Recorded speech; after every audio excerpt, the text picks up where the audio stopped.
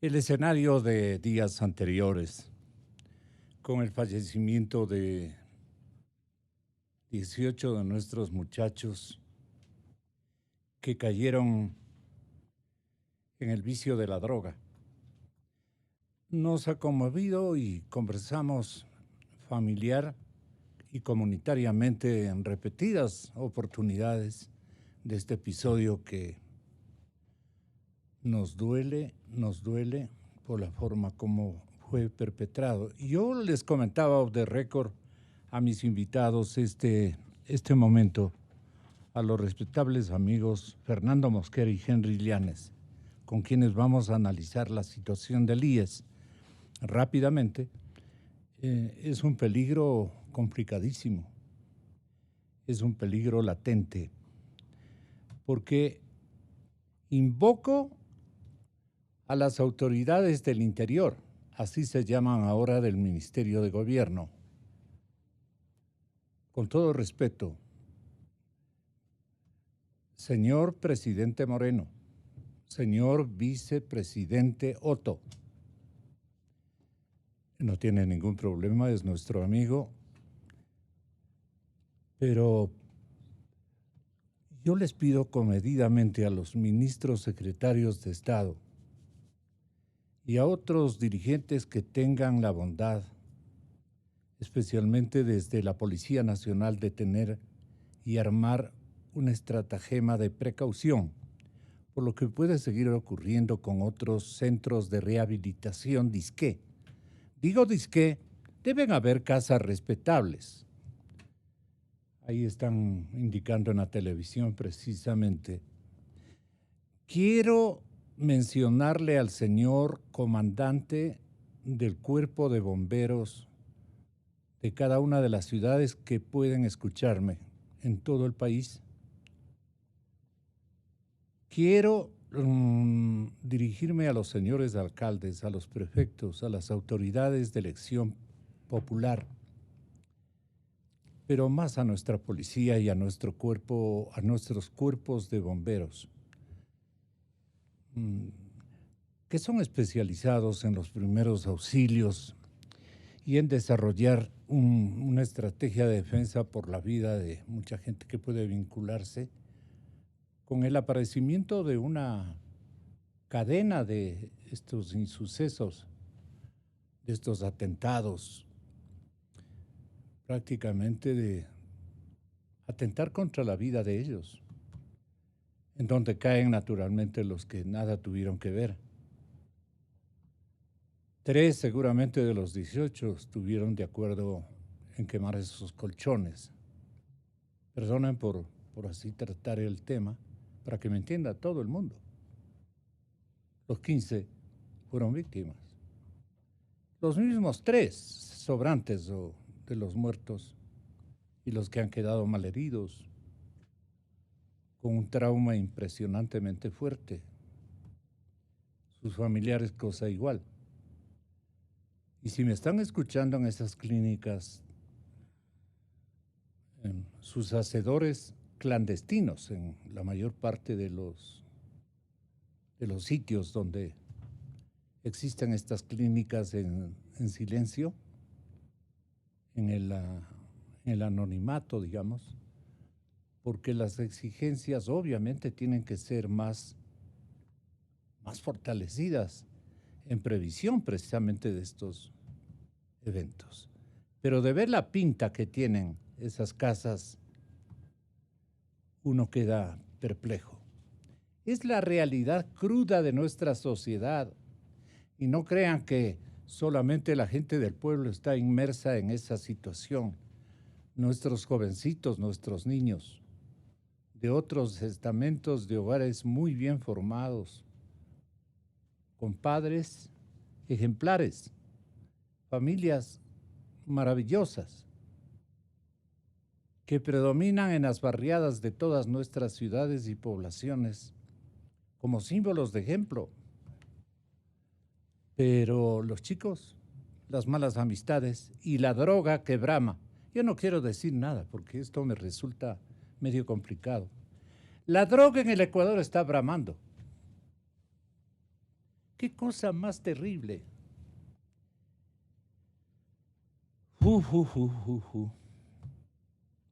Dios mío, ampáranos. Bueno, asimismo hay notas que debemos agradecerlas. Estamos cumpliendo un aniversario de la vigencia de la dolarización en nuestro país. Y bien hace el doctor Rodrigo Espinosa, exgerente del Banco Central y prominente figura del análisis económico, gran experiencia. Rodrigo dice, el que firmó el decreto promulgando la dolarización y convenciendo, en este caso al presidente de turno, que tuvo también, y por eso él le alaba, el acierto, la fortaleza, porque no podemos decir, él sabía lo que estaba haciendo. No. Habían también, y nosotros que hemos estado siempre al tanto de estos temas, con invitados, hablando de estos temas, la mayor parte de mis invitados en ese tiempo decían, cuidado,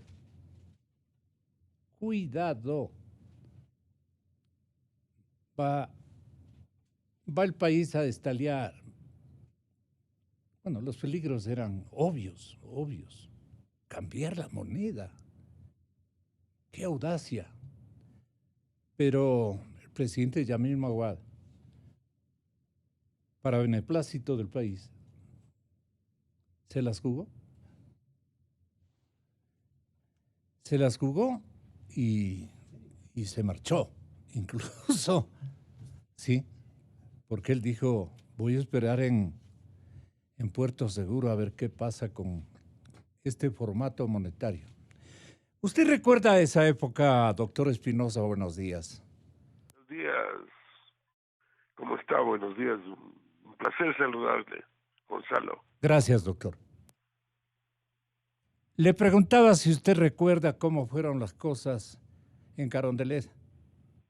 Mire, Gonzalo, yo conozco que el presidente Maguad pidió asesoría al presidente Clinton. Le llamó por teléfono al presidente Clinton a pedirle asesoría sobre la situación que estaba en el Ecuador. Y el presidente Clinton le comunicó, le dijo que le llame al secretario del Tesoro, que en esa época era Lawrence Summers, famoso economista que fue presidente de la Universidad de Harvard. Y fue él quien le insinuó al presidente Maguad que dolarizara. Sin embargo, en el interior del país hubieron muchas personas que se movieron para que el país se abstenga. Tomara como política la dolarización. Le apoyaban, digamos, en la idea. Ahí, ¿quién brillaba con su opinión que usted recuerde, Rodrigo? Bueno, yo creo que fue clave la conversación que tuvo con Lawrence Summers. Ya, pero aquí, ¿quién le apoyaba? ¿Cómo se generó una...? Aquí había un grupo que estaba, por ejemplo, Carlos Julio Emanuel era uno de los que estaba empujando por la dolarización, ¿no? Ya. Y él estaba de acuerdo.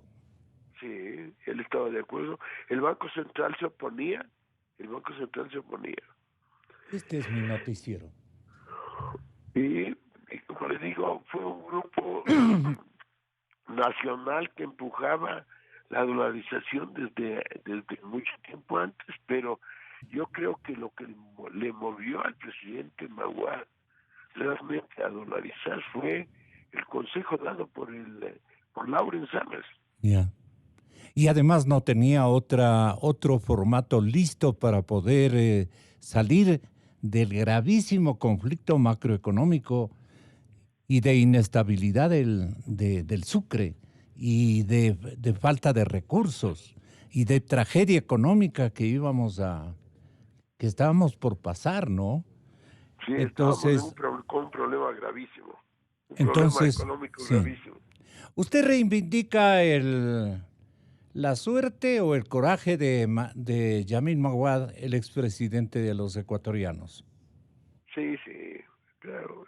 Fue una medida muy positiva durante Pero un él periodo. tomó el riesgo, cargó con el riesgo, ¿no? Así es, cargó con riesgo. Ya. Y ya en el país se hablaba de la dolarización desde la época de Bucarán, ¿no? Ya. ¿Usted recuerda, doctor Fidel Márquez? ¿Se acuerdan de Fidel Márquez? Tenga la bondad. Usted también creo que eh, recuerda este episodio que no podemos olvidar. La dolarización, ¿qué bienes, con qué bienes contribuyó al desarrollo y a la estabilidad de la economía ecuatoriana después de lo que hemos probado durante 20 años, ¿no? ¿20? 19 y piquito. Bienvenido, doctor Fidel. Buenos días a todos. Bueno, mire, la dolarización evidentemente que llegó en un momento donde la economía nacional y la inestabilidad, sobre todo en el aspecto monetario que teníamos en el país, por haber pasado además por la crisis financiera, que recordemos que una crisis financiera que acabó prácticamente con el sistema financiero nacional. Y eso es una realidad que todos tenemos que tener presente, donde además no había prácticamente disciplina fiscal en el país y donde el presidente Maguad se vio abocado a tomar una decisión que evidentemente no, su gran mérito es haber firmado el decreto de que se pusiera se implementara la dolarización. Y históricamente hablando, tenemos que decir que por lo menos, hablando estrictamente de la dolarización como tal, porque si bien antes, desde la época en que Argentina había puesto la convertibilidad con Cavallo, y no les fue bien. Y no le fue bien, y que en el país ya en el gobierno, como usted dijo, del expresidente Bucarán, se hablaba de hacer un proceso parecido acá con la convertibilidad y se discutió. Cuando empieza la crisis financiera en el país, recordemos que estamos hablando ya estamos hablando del año 98, el año 99, con la crisis fuerte, después de haber pasado por la inestabilidad política que tuvimos, la falta de disciplina fiscal que se tuvo en el país enormemente, y haber pasado por la guerra, que son todos elementos que de una u otra manera vinieron a hacer caldo de cultivo para que nosotros tuviéramos después la aparición de la dolarización. Apareció el grupo, un foro económico. Desde el punto, más o menos lo componíamos al final, toda la discusión que tuvimos más de un año discutiendo. Recuerdo a Pancho Suet, creo que era integrante de este foro. Mira, yo recuerdo a Rodrigo Espinosa, a Paulo Concha, Joyce de Ginata, porque nos reuníamos cuando Joyce era la presidenta de la Cámara de la Pequeña Industria de Guayaquil. ¿Se reunían en la Cámara? En la Cámara nos reuníamos en Guayaquil. Estaba Carlos Julio Manuel, Pablo Lucio Paredes, estaba Franklin López Buenaño, Ernesto Arroba Salvador, Olmedo Farfán, estaba Francisco Salles, estaba Murillos, bastante ñaño mono. Sí, el grupo fundamental era de Guayaquil, pero habían quiteños bastante también que discutían y venían desde Quito y nos reuníamos en entre ellos lugares. Rodrigo Espinosa. Entre ellos Rodrigo Espinosa. Que le esté escuchando. Y además participaron también otros que no estaban de acuerdo con la dolarización, pero participaban en los debates, como Leonardo Vicuña. Ya. Que y se estuvo más de un año discutiendo las diferentes desde el punto de vista teórico. ¿Cuándo era más sectario don Leonardo Vicuña? Sí. No, pero esa es la verdad realidad, histórica, pues, ¿no? Es la realidad. Claro. Y hay un artículo que salió, que escribió Franklin López, que yo siempre le recomiendo a los que quieren ver un poco la historia de la implementación de la dolarización en el país y todos los que participaron, los exministros que tuvieron que asumir después cuando ya el presidente Gustavo Noboa, a los pocos días, recuerden que Maguad toma la decisión y a los pocos días lo derrocan. Y quien tiene que hacer la implementación completa del proceso de dolarización prácticamente es el presidente Noboa y los ministros que estuvieron con él. Mi saludo cordial al expresidente Noboa en Guayaquil. Son realidades.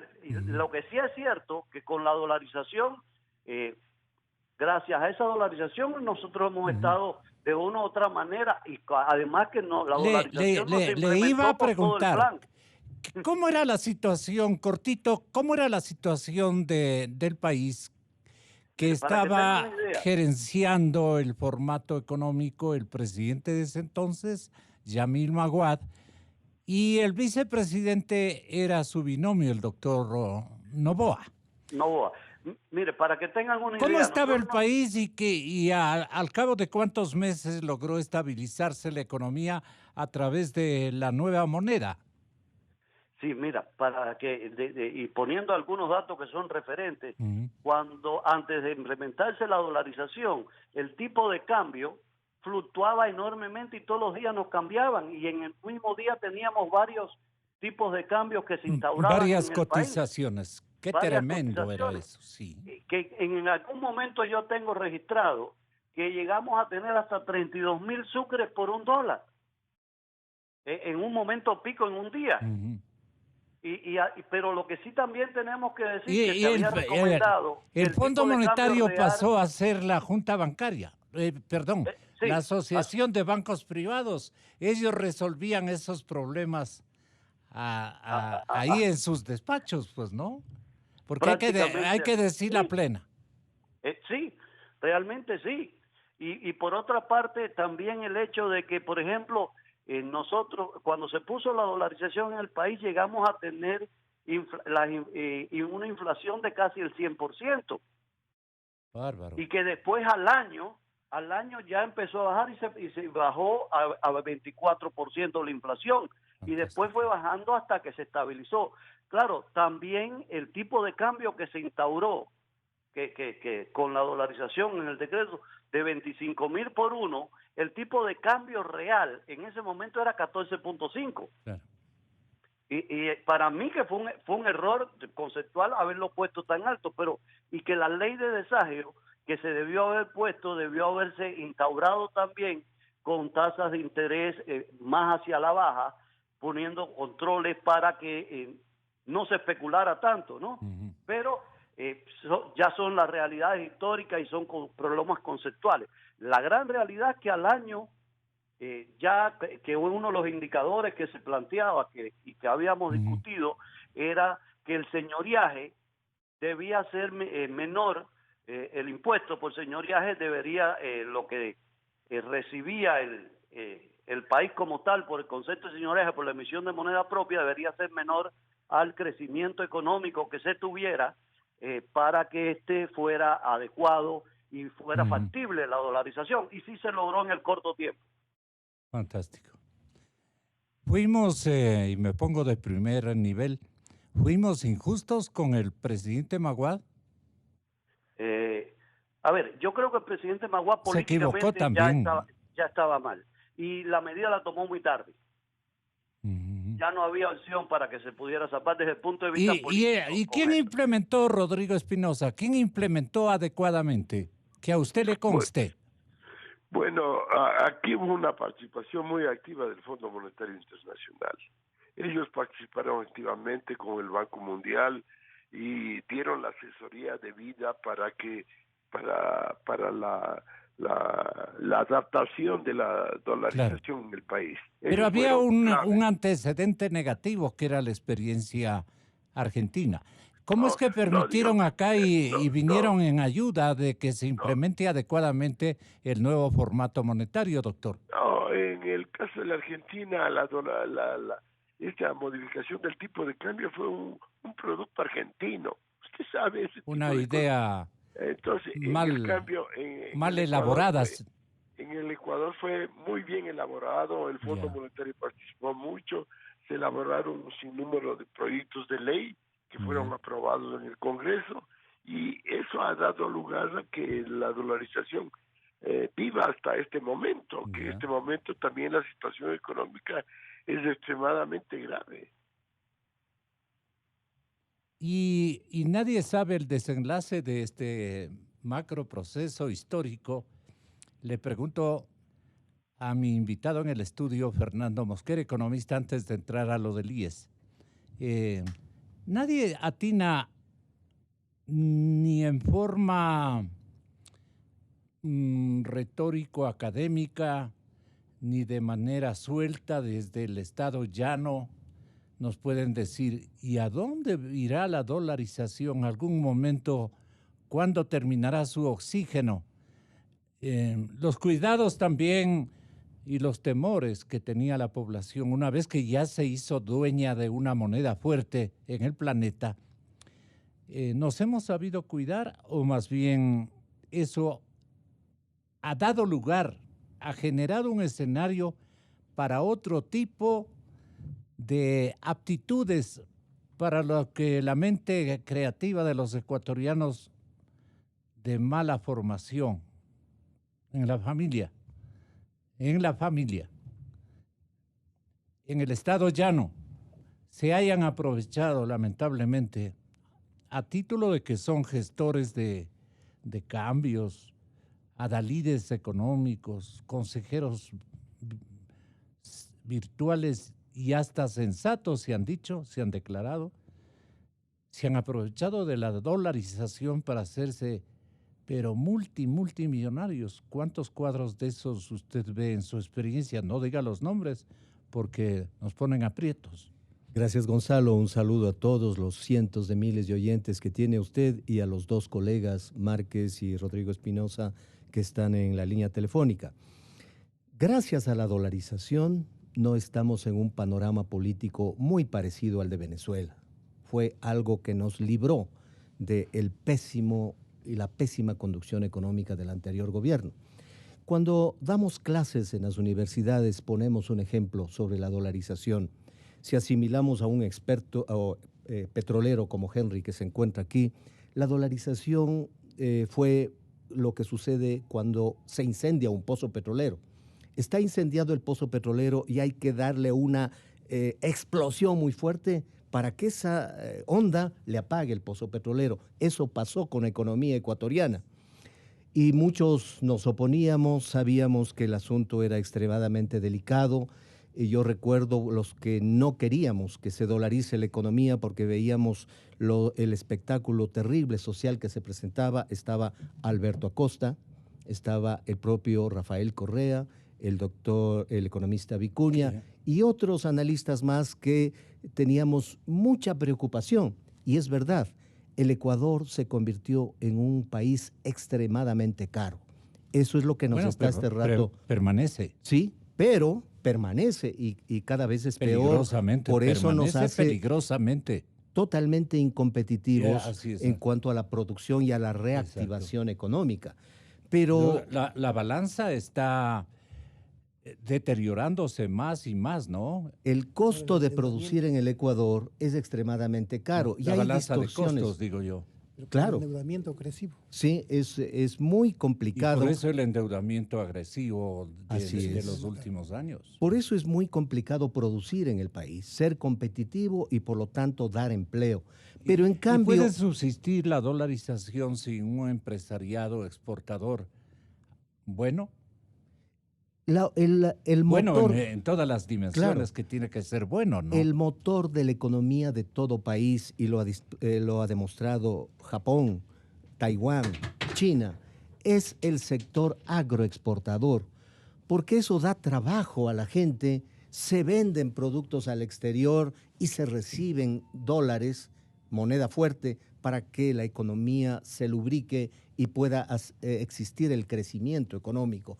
Ese es el círculo virtuoso de la producción y de un adecuado y una adecuada conducción económica de un país. para reactivarnos, por ejemplo, hoy teniendo la dolarización, necesariamente tenemos que bajar impuestos que son distorsionadores de la producción nacional, como es el impuesto a la salida de divisas. Creo que había que revisar también el impuesto al valor agregado, porque eso nos haría reactivar.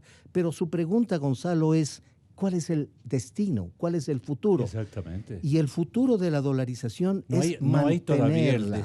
el desenlace. Sí, El futuro es sustentarla. es mantenerla porque ahora, dígame usted, si a alguien le ofrecen dar Eloy Alfaro, Rafaelitos, Pachacuti, ¿cómo Gonzalo se llame? Rosero también podría Sí, ser un buen nombre. Gonzalo Rosero, ¿cómo se llame la moneda nacional? Usted coge esa moneda nacional y corre a cambiar por moneda dura. ¿Qué nos benefició de la dolarización? No dejarles a los políticos que abusen de la devaluación monetaria para sustentar el desordenado gasto público. Entonces, eso hay que reconocer. La dolarización permitió reactivar el sector de la construcción. Así es. El crédito hizo que se lubrique la economía y podamos seguir adelante. Y la credibilidad de nuestro país en el concierto de naciones, especialmente. Es que al banquero ecuatoriano le ha tocado pasar de todo en la conducción económica, Gonzalo. Claro. Le ha tocado tipo de cambio fijo, libre, flexible, súper fijo, que es la dolarización, pero gracias a eso hay estabilidad monetaria, hay credibilidad, pero hay que hacer otras cosas para sostenerla y comenzar la reactivación económica. Depende también del presidente o los presidentes que han estado en turno. Unos buenos, otros menos buenos, para no decirles malitos. Pero sí se han disciplinado respecto de la dolarización. Todas las juntas monetarias, autoridades monetarias, estamentos que han manejado el Banco Central, autoridades de control y especialmente las cámaras de la producción. Aunque la dolarización también ha servido para la corrupción, pues, porque figúrese, lo que han robado es en dólares. Claro. El correísmo robó en dólares, porque si el correísmo robaba en sucres, no habría tanto nuevo rico. Pues, no. A ver, en este análisis a los ciudadanos, Henry Llanes, bienvenido. Gracias, Gonzalo. Un cordial saludo por usted y para la audiencia y para quienes están en el diálogo. A ver, yo fui diputado cuando se dio la dolarización. Y yo recuerdo que hablé con uno de los ministros de Yamil Maguad, con el señor, recuerdo este momento, Eduardo, pero era de Cuenca, ¿tú recuerdas? La de Cuenca. Y yo le decía a él en la comisión de fiscalización, Arizaga era, y entonces me parece, Arizaga, con él estuvo.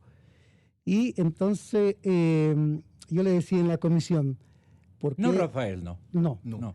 Él es más antiguito. No. Más joven. Y yo le decía a él, era ministro que compareció justamente este proceso. Uh-huh. Y yo le decía, si el presidente Maguad hubiese dolarizado a un valor de 5,000 sucres por dólar, bueno, hasta ahora estuviera Maguad como el principal líder del Ecuador.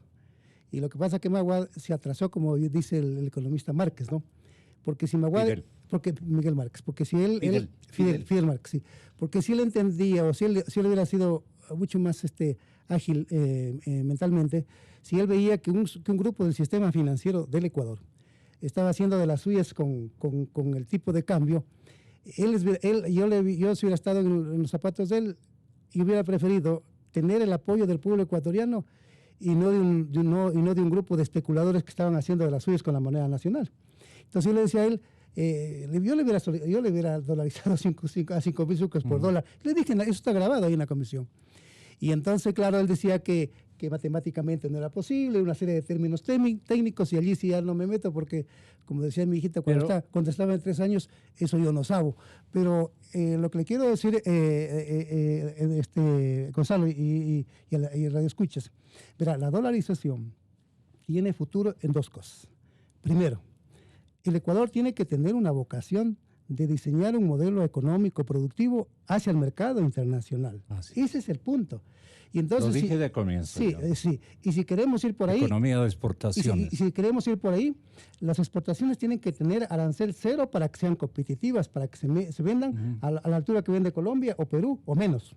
Segundo, tiene que haber arancel cero para los bienes de capital e insumos y materias primas que se requiere para mover el aparato productivo del Ecuador. Por lo siguiente, un profesor en la Católica, yo me eduqué en la Católica, cuando había el CONADE, él decía que el Ecuador es fuertemente dependiente de su economía. El 90% de los bienes de capital eran importados, o sea, casi todo, a fines de los 80, ¿no?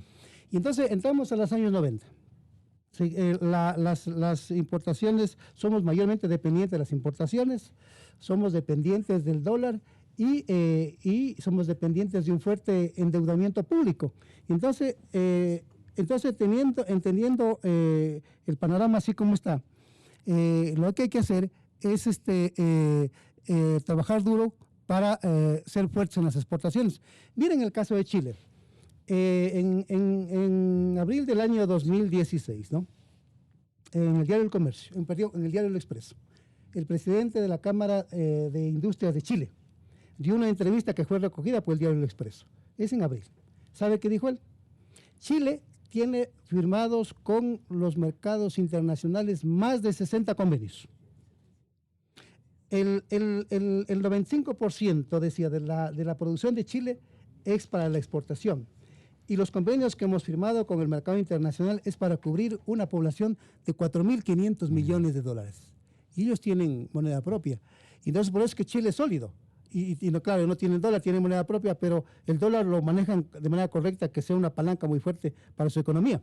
Mire, entonces en el caso del Ecuador, tenemos que ver el ejemplo de Chile y tenemos que ser mucho más eficaces. Yo creo que ahí está el espejo. Ahí está la kit. Solo así se puede sostener la dolarización, porque eso puede dinamizar la economía interna. Miren, a mí lo que me preocupó los datos del INEC en septiembre del año pasado.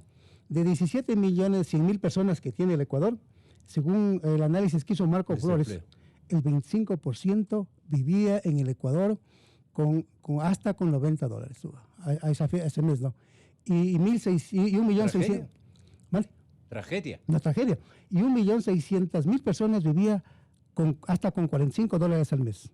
Preguntémonos, ¿nosotros podremos vivir con $45? Nosotros ni para un niño.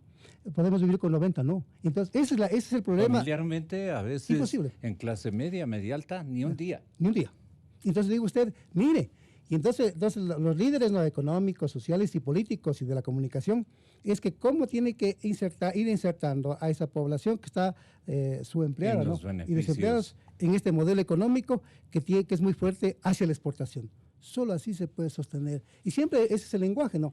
A mí me gusta el lenguaje del presidente Moreno, el emprendimiento. Él sueña en el emprendimiento, siempre lo refiero, sí, pero no alcanza a instrumentarlo. Es que ahí está el punto, porque la dolarización, recuerdo que el discurso cuando se implementó, ¿qué decíamos? La dolarización, 3 puntos. Deuda, más deuda, inversión extranjera directa y exportación. Estamos obviamente endeudados, ya no es el camino. Entonces hay que impulsar la inversión extranjera directa, sí, pero con un modelo político y de confianza, ¿no? Y con un sistema jurídico de confianza. Solo así puede entrar para cambiar esto. ¿En dónde? En el sector petrolero, qué sé yo. Yo me demoro en esto, ¿sabe por qué? Porque estamos este momento en un trance muy malo. Muy difícil.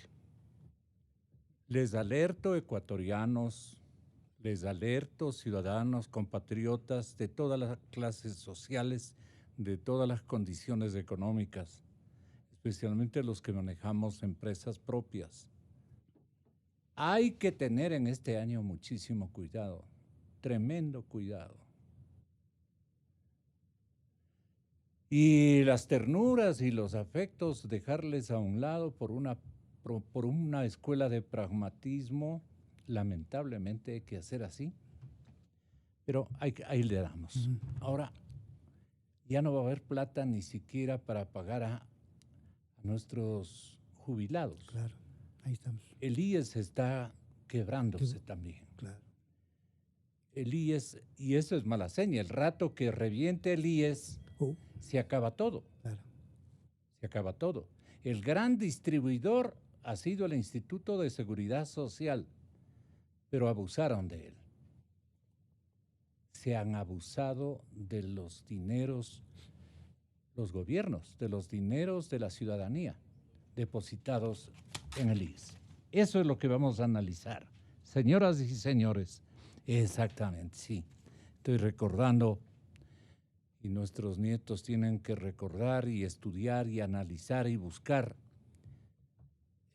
documentos técnicos económicos del célebre economista para mí, Germánico Salgado. Claro.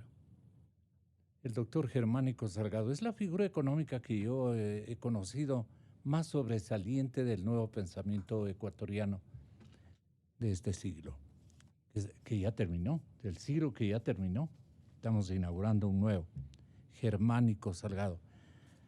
Bueno, ¿qué decimos del IES, doctor? Gracias. ¿Cuáles son los peligros inminentes? Gracias, Gonzalo. Realmente el tema que vamos a abordar es de singular importancia. En una sola participación, ¿verdad? Sí, es de singular importancia porque de los veedores ciudadanos, que somos más de 20, apenas 2 o 3, 4 tal vez estuvimos en la lectura de los informes que hizo la Contraloría General del Estado y que en comienzo eran 21 exámenes, que luego subieron a 27, luego a 31 y hoy superan los 35 exámenes, de los cuales se leyeron 8 que voy a poner en conocimiento del público. Realmente es aterrante lo que ha sucedido en el Instituto de Seguridad Social. Yo me hago responsable de lo que voy a decir. El anterior gobierno fue el que más daño le causó al Instituto Ecuatoriano de Seguridad Social. Ni siquiera gobiernos antiobreros de derecha. ¿Por qué le van a preguntar a los correístas? ¿Y por qué le culpa a nuestro ilustre presidente, al pensador de todas las épocas, al beneficiario intelectual del país más formidable, al hombre de la justicia social, de la equidad? Usted dirá, no fue un hombre que estableció justicia, sino más bien provocó una suerte de injusticia, de inequidades. La pobreza de este momento, de no haber sido por la dolarización, imagínese, con la plata que se han dispuesto, para no decir robado, que se han dispuesto. El lenguaje popular es correcto, ¿no? En el lenguaje popular dicen que esto es normal, que es correcto, dicen.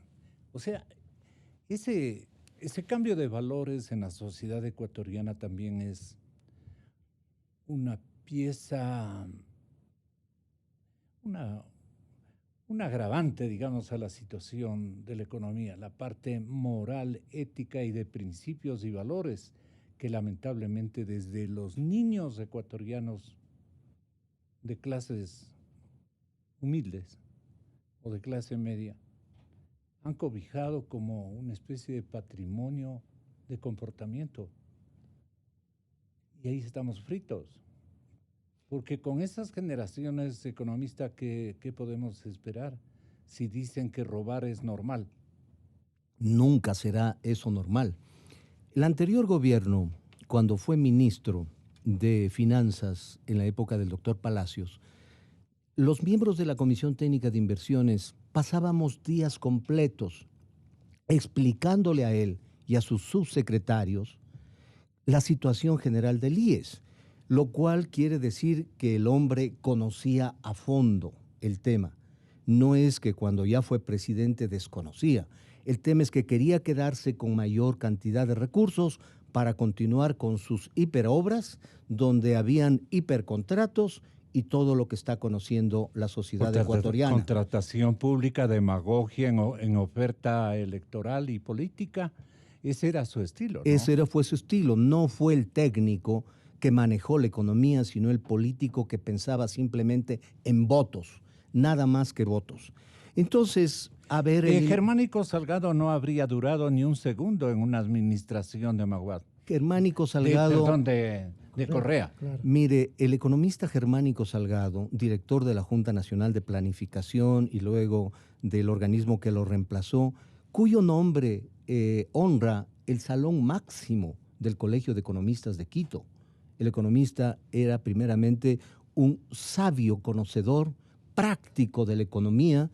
Él, tengo entendido, se formó especialmente en Chile, en donde no hay economistas sino ingenieros comerciales, que son nuestros colegas, y él tiene una formación sólida. Yo recuerdo una obra de Germánico Salgado que se llama Las velas del navío.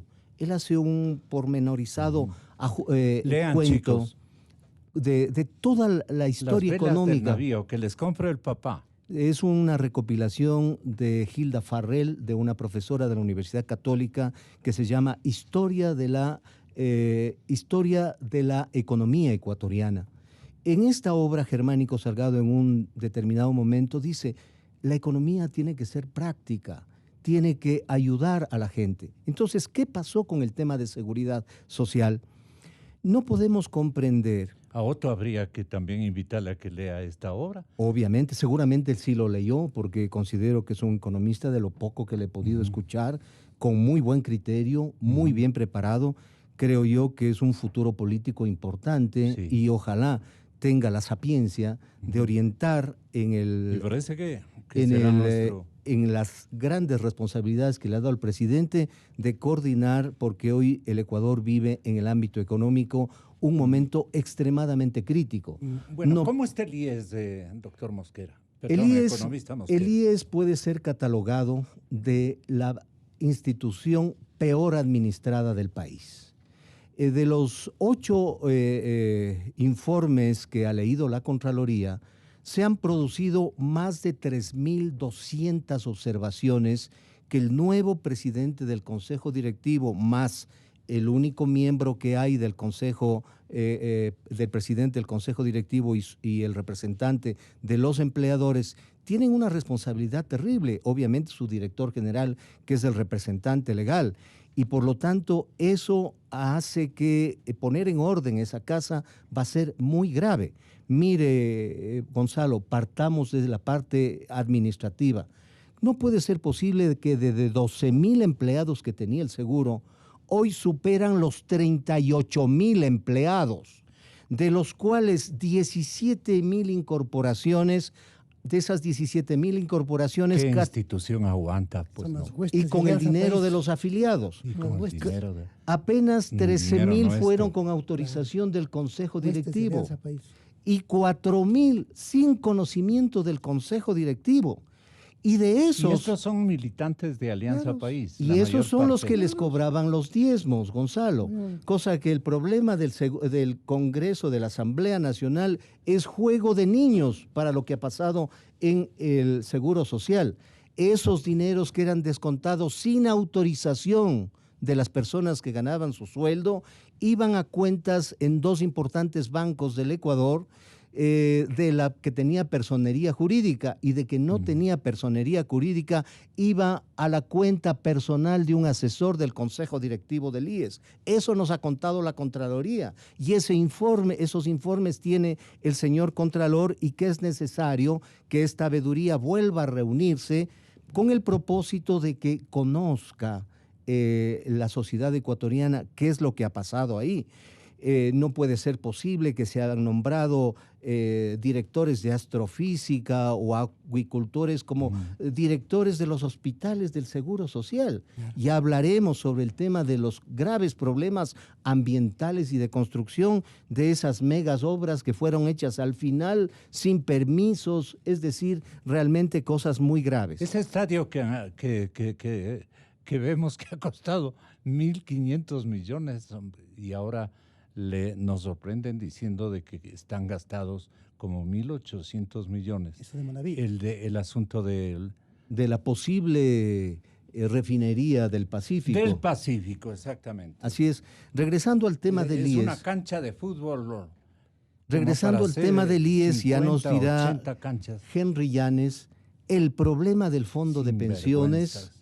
Sí, comprendo su Ay, indignación, sí, y muchos indigna. ecuatorianos estamos en la y misma. en la cárcel nos están oyendo. Estamos Y muy el otro preocupados cómo nos endeudaron 7 veces, de pasar de 10.000, 12.000 millones de dólares a casi 70.000 millones de dólares, que es insufrible, insoportable para la economía ecuatoriana. Pero el grave problema del Fondo de Pensiones, Gonzalo, parte de esa torpe reforma mediante la resolución 501 a cambiar los aportes al Fondo de Pensiones y proveerle más al Fondo de Salud por la inconsulta decisión de ese presidente del Consejo Directivo que está por los techos y posiblemente fuera del país, en donde se autorizó la atención... ¿A quién se refiere? A González. Pero el Lotrito también, el que está... No, sí, bueno. Pero yo me refiero porque en la época de él se autorizó la atención a mayores de 6 años hasta los 18 Correa. años. ¿Y qué es se lo que dejó convencer del presidente Correa? Era para mejorar la imagen del IES, pero sin financiamiento, Gonzalo. Eso le ha ocasionado un hueco financiero al Seguro Social de incalculables consecuencias, con el argumento que decía el señor González, que son gente joven que tiene baja morbilidad, que se enferman poco y por lo tanto se pueden nomás afiliar. Yo me pregunto, si usted tiene que a un hijo de menos de 18 años hacerle atender y le cuesta 40, 50 mil en una clínica, usted va a ir a la clínica particular, le manda al seguro donde no le cuesta nada, con el costo del resto de afiliados. Entonces, eso tiene que cambiar. El doctor Granda, a quien ha tenido una apertura enorme, la Mesa de Seguridad Social se ha reunido últimamente en jornadas de 8 horas al día para que este brillante joven político que tiene un buen futuro escuche tiene un buen futuro también el hermano. Y que conozca efectivamente de primera mano y de gente que conoce, como el caso de los compañeros de la Mesa de Seguridad Social, la economista Palán, el ingeniero Jorge Madera, la doctora Carmen Corral, el actuario Rodrigo Ibarra. Así es. Le hemos podido indicar la terrible sociedad y situación del IES, y es por eso que él está actuando adecuadamente en primeramente reconocer la terrible situación que sucede a la seguridad social y que si no hacemos algo de manera urgente, que no pasa por el incremento de las pensiones, que no pasa por el incremento de la edad de jubilación, y hablaremos de eso, pero hay que arreglar Paul, el problema. Tenga la bondad de elaborarnos un acercamiento a la realidad del instituto para que Henry Lianes lo analice. Doctor Paul. Se suscribió recién hace pocos días un convenio con Naciones Unidas en 2 ejes de actuación. Primero, en el acompañamiento de lo que será... Él es partidario de que entre, igual que en el otro asunto, Naciones Unidas, dice.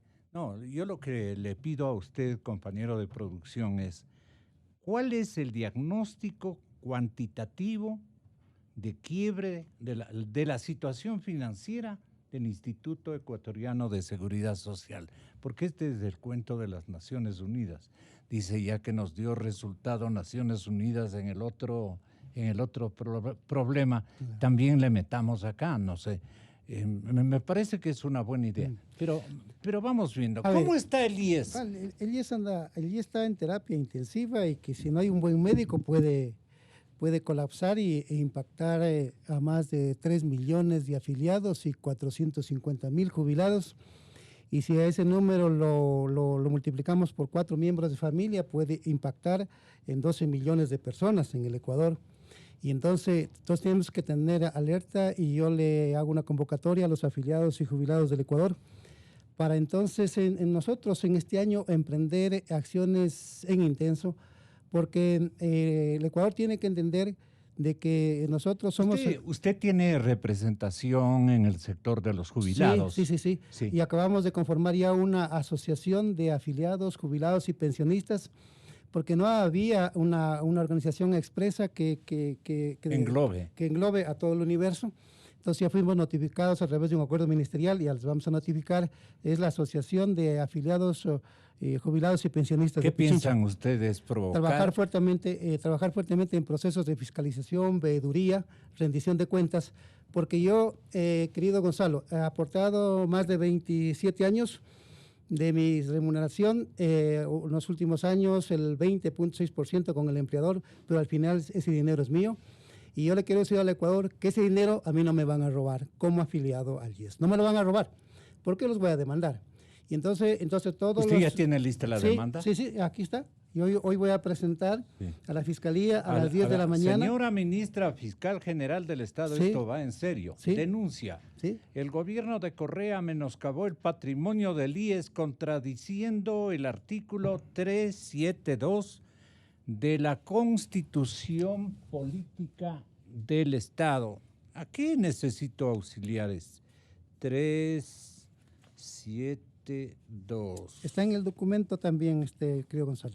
A ver. Está en la página 10, está en letras mayúsculas. En la página 10. Ya le En veo. la página 10. Ahí dice Gracias. las reformas a la ley de seguridad social.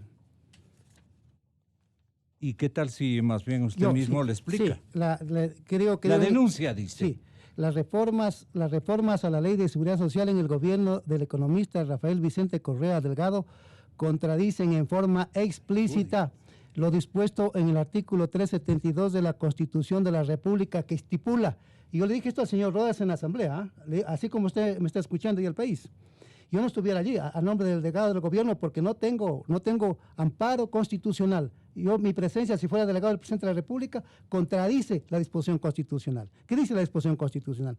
Los fondos y reservas del seguro universal obligatorio serán propios y distintos de los del fisco. Y es lógico. ¿Ya? Y Le repitamos esto dice, para los desmemoriados. Los fondos y reservas del seguro universal obligatorio serán propios y distintos de los del fisco. Y lo que dice la segunda parte es mucho más importante todavía. Y servirán. Son propios del fisco, parece que han entendido los exdirectores y expresidentes, cualquier cantidad que se han tomado el dinero ajeno. Mi plata no es del fisco, no es recurso público, no es de las finanzas públicas, así que lo que se robaron de la población así que afiliada. Lo que están confundidos que son dineros públicos o de las finanzas públicas son unos grandes estúpidos. Perdónenme decir así porque no puede ser. O sea, no es una denuncia solamente o una demanda suya, sino que involucra a todos los que perdimos el dinero. Claro. Me anoto yo también. Yo me meto porque yo soy afiliado. Yo he puesto el 20% de mi dinero, que si eso estuviera en un seguro privado, y si me maneja mal el seguro privado, le meten un juicio penal. Pero aquí los voy a demandar. Y yo le digo a la señora fiscal que yo me reservo el derecho de interponer acusación particular. ¿Por qué? Usted le dice a la ministra fiscal, señora, ninguna institución del Estado podrá intervenir o disponer de sus fondos y reservas, ni menoscabar su patrimonio, señora fiscal. ¿Qué tiene que hacer la fiscal economista Fernando Mosquera?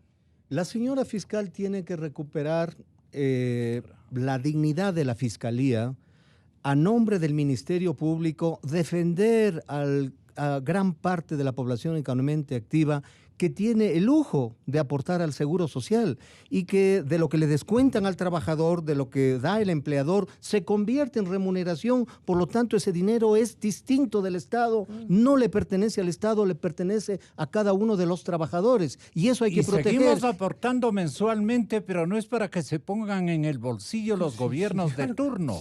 Mire cómo Correa menoscabó el patrimonio. Cerca de 10 mil millones de dólares. Cerca de 10 mil millones de dólares. ¿Sabe por qué? Cuando le quitó el 40%, donde tienen que responder todos ellos, ¿no? ¿Sabe cuál es el impacto económico? ¿Sabe cuál es el daño material? ¿Sabe cuál es el daño social? De 5.018 millones de dólares entre mayo del año 2015 a diciembre del año 2018. El impacto, el daño material al seguro social obligatorio es de 5.000 millones de dólares. Entonces, ¿qué quiere decir? Pregunta es, ¿menoscabó o no menoscabó Correa el patrimonio del IES? Sí, le quitó 5.000 millones de dólares. Pero además, al frente. Y dirán, ¿y por qué le culpan a Correa? ¿Qué responderá usted? Él impulsó la reforma. Él impulsó la reforma contradiciendo el artículo 372 de la Constitución de la República, que le dice que ninguna institución del Estado debe intervenir en el manejo de fondos y reservas ni menoscabar el patrimonio, dice la Constitución de la República. Y luego, entonces, estos señores del IES, como se vieron en aprietos, ¿no? Al quitar el 40% Correa, ¿sabe qué hicieron? Le sacaron plata del fondo de reserva. Le sacaron plata del ahorro. ¿Sabe cuánto le sacaron en los 3 años, Gonzalo? 4.282 millones de dólares. Es más ahora, Henry. Yo creo que está más. 5.000 millones es la información Pues última de IES, bien las desinversiones. Bien está mi dato. 10.000 millones de dólares le menoscabó el patrimonio Correa y sus secuaces al IES, a los trabajadores, a los asegurados, a los afiliados. Yo le alerto a la República ¿Y qué de este dicen gran perjuicio. los correístas en este momento, los del Estado Llano economista? ¿Por qué están tan equivocados? Antes de contestarle su inteligente pregunta, mire, para que el pueblo se dé cuenta de la barbaridad que sucedió, es el doble entre lo que tuvo que desinvertir y lo que no le dio el Estado. Es 2 veces lo que Trump está pidiendo al Congreso para hacer el muro, claro. Para que se dé cuenta la gente la barbaridad de plata que tuvo que menoscabar el patrimonio del IES para poder atender con el pago de jubilaciones. 2 muros para el señor Trump. Haríamos 2 muros para el señor Trump con lo que el Estado le perjudicó al seguro social. Entonces, esto alguien tiene que responder. Alguien tiene que decir cuáles fueron los diputados que aprobaron la eliminación del 40% sin informes de la Superintendencia de Bancos. ¿Cuáles diputados fueron? Todos los que aprobaron eran más de 100 correístas. No, imposible recordar uno por uno. No, imposible recordar, pero le digo que la Superintendencia de Bancos estaba obligada. Porque se va a hacer gringa a la señora fiscal. ¿A dónde tiene que acudir a este momento para ver los nombres? Al Congreso Nacional. Al Congreso Nacional, los que aprobaron la ley de eliminación del 40%. Porque esa es la reforma que... En la página 11 está la que construye este engranaje de... Así es. El asalto al ahorro nacional. De acabose del fondo. Y verá, decían que el IES desborda de dinero, que tiene plata, lo que sea, para... Si nosotros comparamos a economías parecidas como es de Chile, Uruguay, sí, ellos tienen el 70 y el 80% del PIB en fondo de pensiones y la mayoría por medio del mercado de valores, impulsando las empresas que venden, que exportan al exterior. Nosotros, inclusive, si es que seguía pagando el 40%, apenas teníamos 13.000 millones de dólares y hoy es más o menos 7.000 millones de dólares lo que tenemos, es decir, casi nada en ahorro para atender el 7% del PIB. Usted termina el programa en esta parte, afiliado Henry Llanes, a nombre nuestro, licenciado. Bueno, el daño material está demostrado por lo que dice Fernando, que tuvieron que sacar del ahorro 5.000 millones de dólares. Y si no se hubiese sacado los 5.000 millones de dólares, eso estuviera generando rendimiento financiero. De manera que en materia de finanzas es triple el daño material que le causó Correa al Seguro Social Obligatorio. Pero hay un cuarto, que está en la página 3. Sucede que algunos gobiernos de manera demagógica, de manera irresponsable, sin tener estudios actuariales y sin tener los recursos para cubrir estas prestaciones, ¿a qué se comprometieron? Se comprometieron, por ejemplo, a que el IES atienda a personas que sufren discapacidades, a personas que sufren enfermedades catastróficas, por los votos, a personas, a jefas de hogar, y no pagaron. Y sabe que el otro daño material está por esa vía, yo lo estoy explicando largamente. Pero sin financiamiento. Sin financiamiento. ¿Sabe cuánto es la deuda? Ni un solo artículo que alude al financiamiento. ¿Sabe qué dice la ¿De dónde van a pagar? Ya, y sabe que el Estado no pagó. ¿Y quién pagó la entonces? atención médica a personas no afiliadas al IES. ¿Sabe que el Estado no pagó? ¿Sabe quién pagó? Pagó usted como afiliado, yo como afiliado y todos los 3 millones y los millones de afiliados de este país. Y entonces, sucede que la deuda, que de la deuda no pagada por el Estado en atención médica a estas personas asciende actualmente a 3.100 millones de dólares y el Estado no quiere pagar. Y eso es la que está registrada, Henry. Claro, sí, hay todavía 2.000 millones que no están facturados porque se eliminó la contabilización y eso hay que hacer la pericia médica. Es otros 5.000 millones de dólares lo que el Estado le está debiendo por el tema de jubilados catastróficas que tiene la obligación el Estado de pagar. ¿Y quién paga? Y por lo tanto, hoy que se restituye el 40%, en el presupuesto solo consta 1.240 millones cuando el IES para pagar las pensiones en este año es alrededor de 1.700 millones de dólares y el diario El Comercio ayer adecuadamente lo dice, tiene que volver a desinvertir 400 millones de dólares para poder pagar en el 2019 las pensiones. Primero, la verdad. Inicio de espacio promocional y publicitario. Así como los geeks son los nuevos cool, En las redes sociales están los nuevos asesores.